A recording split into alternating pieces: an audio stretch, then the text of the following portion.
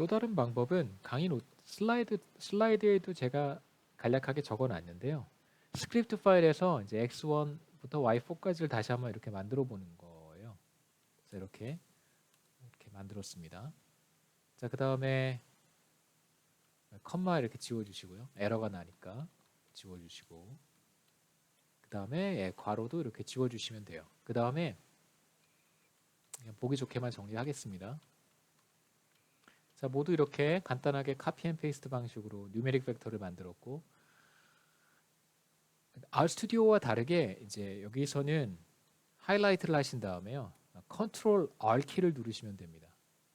그래서 컨트롤 하고 이게 지금 R 프로그램이잖아요. 그래서 R 키를 기본적으로 누르시면, 그러면 자, 제가 한번 해보겠습니다. 실행시키고 싶어하는 부분을 블락을 이렇게 하이라이트하고 컨트롤 R 키를 누릅니다. 누르면 똑같이 만들어지죠. 다시 한번 제가 해보겠습니다. 여러분이 실행하고 싶은 부분을 이렇게 하이라이트를 하고요. 컨트롤 R을 치시면 똑같이 실행이 되고요.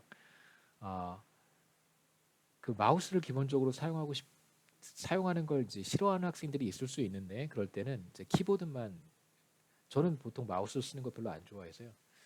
키보드만을 쓰고 싶다 그러면 뭐 여러분이 실행하고 싶은 라인에 어느 위치든 상관없습니다. 이렇게 커서를 어느 위치든 그냥 아무데나 위치시켜 놓고 여기에서 컨트롤 R 키를 누르면, 그러면 커서가 위치한 라인 전부가 실행이 됩니다. 한번 해보시죠. 제가 컨트롤 R을 한번 눌러보겠습니다. 자, 그러면 X1이 실행이 된 거고요. 보시면 지금 커서가 어디에 와 있냐면, 이제 커서가 여기에 와 있습니다.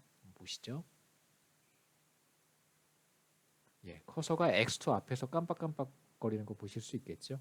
자, 그러면 이어서 다시 컨트롤 R을 또 누릅니다. 그러면 X2가 있는 줄이 실행이 되겠죠.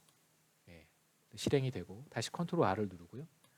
또 계속해서 여러분이 실행하고 싶어하는 라인을 모두 다 컨트롤 R을 누르시면 이렇게 다 실행이 됩니다.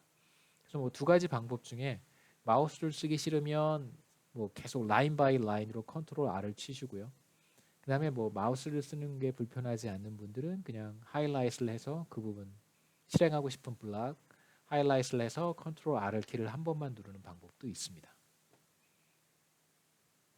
자, 그래서 우리는 모두 8개의 변수를 만들어냈습니다. x1부터 y4까지 다시 한번 지우고 결과를 보도록 하겠습니다. x1 이렇게 생겼고요. x2, x3, 4, 그 다음에 y1, y2, y3, y4. 자, 이렇게 모두 8개의 변수를 만들었고요. 각각 어떤 데이터 프레임에 속해 있지 않은 고유한 이름을 갖게 되었습니다. 지금 우리는 아직 데이터 프레임을 만든 것은 아니고요. 이제 데이터 프레임 만드는 것을 또 간단하게 설명해 드리도록 하겠습니다. 자, 우리 모두 입력했고요. 결과도 똑같습니다. 자, 이제 우리가 하고 싶은 것은 뭐 전에 인트로덕션에서도 우리가 봤었습니다. 데이터 프레임을 만드는 건데요. 자, 이러한 형태에서 이쪽 라인은 observation의 개수, 이쪽은 이제 변수. 그래서 이게 하나의 누메릭 벡터가 되는 것이죠. 우리가 지금 만든 x1을 이러한 형태로 이렇게 배치하는 것입니다. 우리가 사용하는 함수는 데이터 프레임이고요. 사용하는 방법을 우리가 다 봤습니다. 그래서 각각의 변수들을 우리가 이미 만들었고요. 순서대로 데이터 프레임이라고 하는 함수에 넣으면 되겠습니다. 그래서 그렇게 해서 만들어진 데이터 프레임을 우리가 enscombe라고 하는 이름으로 저장을 하겠습니다. 자, 한번 해보죠. 자, 우리는 모두 y1부터 x1부터 y4까지 8개의 변수를 만들었습니다.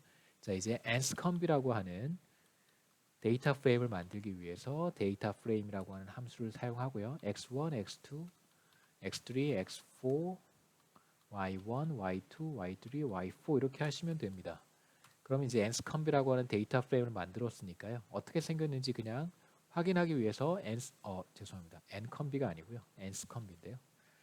자, 이렇게 해서 enscombe를 만들었습니다. enscombe가 어떻게 생겼는지 보기 위해서 이렇게 타이핑을 해보시면 앞에서 우리가 만들고 싶었던 형태의 데이터 프레임을 만들어냈고요.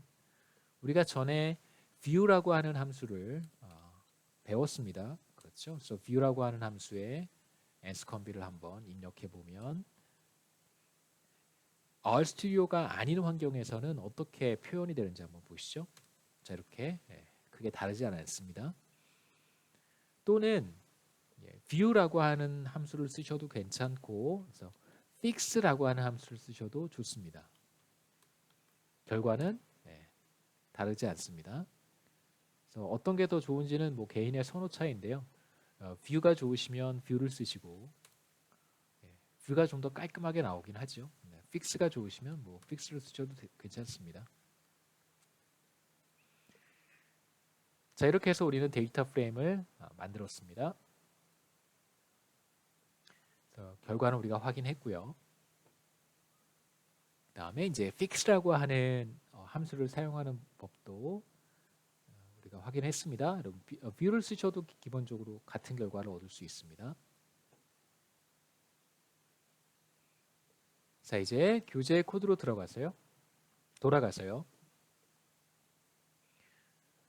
우리가 사실 지금 했던 작업은 x1을 따로 하나 만들었습니다. x1을 독립적인 어떤 변수 하나를 만들었고, 이 만들어진 변수들 x1부터 y4까지를 이제 우리가 데이터 프레임으로 묶어서 nscomb이라고 하는 변수를 만들었는데요. 지금 죄송합니다. 교재 스크립트 파일에서는 직접 여기 데이터 프레임 안에 이제 x1부터 y4까지를 직접 입력을 했습니다. 이렇게 해서 우리가 만드는 것도 전에 한번 본 적이 있습니다. 그래서 이렇게 한번 또 해보도록 하겠습니다. 결과는 사실 다르지 않기 때문에요. 그냥 이번에는 우리 스크립트 파일로 바로 돌아가서 앞부분은 지워버리고요. 우리가 사실 했던 작업이 이거죠. nscomb 해서 데이터 프레임 x1부터 따따따 x4까지 이렇게 우리가 작업했던 것이고요. 여기에서는 교재에서는 각각의 변수를 이제 직접 입력을 했습니다. 그래서 괄호만 조심하시면 되겠죠. 여기에서 시작해서 x1 컴마 하고요. x2 그다음에 컴마 하고 순서대로 다 입력을 하고 y3 컴마 하고요. 그다음에 이제 y4까지 입력을 하고 마지막에 괄호 이렇게 잘 닫았습니다. 그래서 괄호 조심하시면 크게 문제가 되지 않습니다. 그래서 우리는 여기에서 아까와 마찬가지로 실행하고 싶은 것을 이렇게 하이라이트를 하고요. 컨트롤 R을 타입하시면 되겠습니다. 그러면 nscomb는 뭐 똑같은 결과를 얻을 수 있겠죠. 따로 확인하지는 않겠습니다.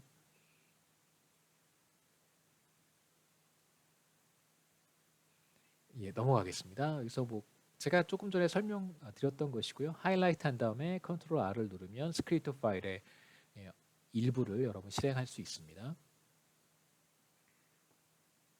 넘어가겠습니다. 그래서 nscomb가 어떻게 생겼는지 우리가 뭐 굳이 확인 안 해도 결과가 이제 같다는 거 여러분 다 예상하실 수 있을 테니까요. 이 부분도 넘어가겠습니다. 자, 이제 다음에 나오는 내용이 사실 우리한테 조금 중요한 내용이어서요. 그 다음에 보시면 함수가 여러 가지가 등장하는데 첫 번째 등장하는 함수가 이제 괄호 안에 있는 것부터 보겠습니다. lm이라고 하는 것이 하나 등장하고요. 그 다음에 summary라고 하는 함수가 또 하나 등장하고, 그 다음에 그 바깥에 print라고 하는 함수가 또 등장하고요. 그 다음에 그 바깥에 다시 with라고 하는 함수가 등장합니다. 여러분 눈치채셨을 것 같은데 이것은 데이터 프레임의 이름이고요. 그 다음에 y1과 x1은 데이터 프레임에 들어있는 이제 변수들의 이름입니다.